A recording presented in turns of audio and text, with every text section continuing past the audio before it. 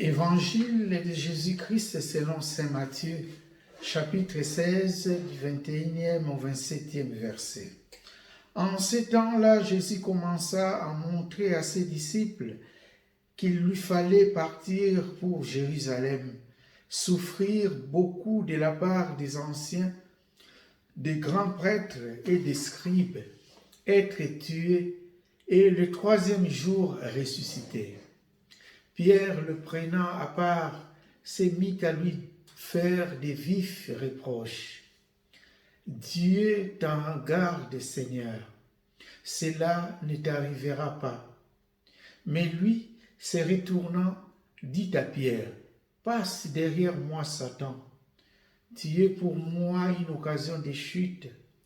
Tes pensées ne sont pas celles de Dieu, mais celles des hommes. Alors Jésus dit à ses disciples, si quelqu'un veut marcher à ma suite, qu'il renonce à lui-même, qu'il prenne sa croix et qu'il me suive. Car celui qui veut sauver sa vie la perdra, mais qui perd sa vie à cause de moi la trouvera. Quel avantage, en effet, un homme aura-t-il à gagner le monde entier si c'est au prix de sa vie? Et que pourra-t-il donner en échange de sa vie? Car le Fils de l'homme va venir avec ses anges dans la gloire de son Père. Alors il rendra à chacun selon sa conduite. Il rendra à chacun selon sa conduite. Chers frères et sœurs, l'évangile d'aujourd'hui fait suite de l'évangile du dimanche passé. Le dimanche passé, Jésus était à Césarée de Philippe. Il a demandé à ses apôtres, au dire des gens, qui suis-je? Et on dit que Simon-Pierre a donné une réponse judicieuse. Tu es le Messie, le Fils du Dieu vivant. Et on dit que Jésus a même loué Pierre en disant d'avoir reçu cette réponse de la part de Dieu. Disons, cette révélation de la part de Dieu. Mais on comprend, quand Jésus a dit ça, mais Jésus voulait savoir si ses apôtres comprenaient réellement sa mission, que la mission de Messie était quoi?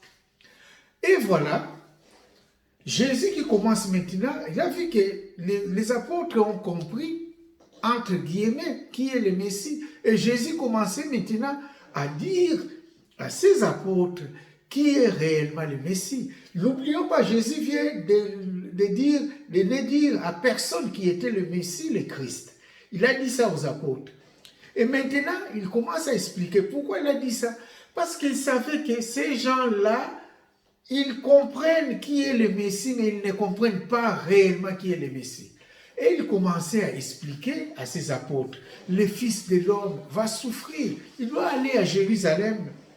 Là, il va souffrir de la part des anciens, des grands prêtres, des scribes, et il sera même tué et ressuscité. Jésus leur dit ça.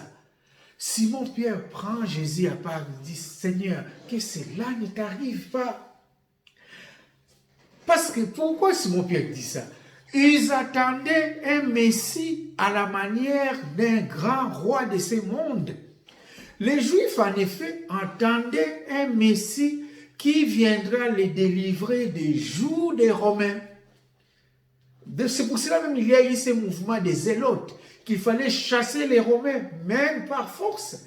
Donc, tout le monde attendait un Messie fort, comme le roi qui doit les libérer.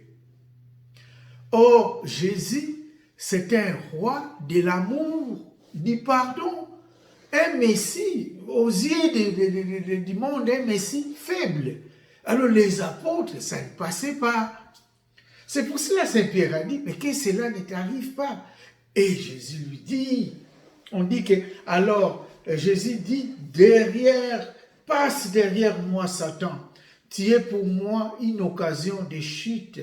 Tes pensées ne sont pas celles de Dieu, mais celles des hommes. Chers frères et sœurs, hier seulement, Pierre donnait une bonne réponse, qu'est-ce qu'avait dit Jésus? Heureux es-tu, fils de Jonas? Heureux es-tu? Et aujourd'hui, passe derrière moi Satan. Et c'est ça la réalité de notre vie, chers frères et sœurs. Saint Pierre nous a représentés dans cette situation-là. Aujourd'hui, on fait du bien, demain, on tombe dans les péchés. L'autre réalité de chaque jour. Ainsi, dans notre vie ou dans nos vies, certains événements ou certaines erreurs, voire certains péchés, peuvent être des occasions pour changer la vie. Simon-Pierre, c'est grâce à ces reproches que Jésus avait fait que, disons, la leçon devait passer auprès des autres. Jésus devrait enseigner qui est réellement le Messie.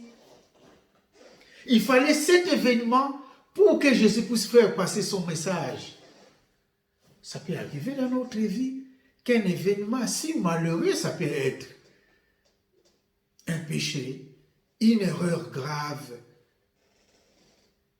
ou un accident, ou une situation on ne comprend pas, mais une situation qui peut parfois, qui arrive dans notre vie, de changer notre direction et de voir Jésus en face de nous. Ça, c'est la première interprétation. Et deuxième interprétation, on peut dire, aujourd'hui, Satan est toujours en œuvre. Il travaille auprès même des disciples du Christ.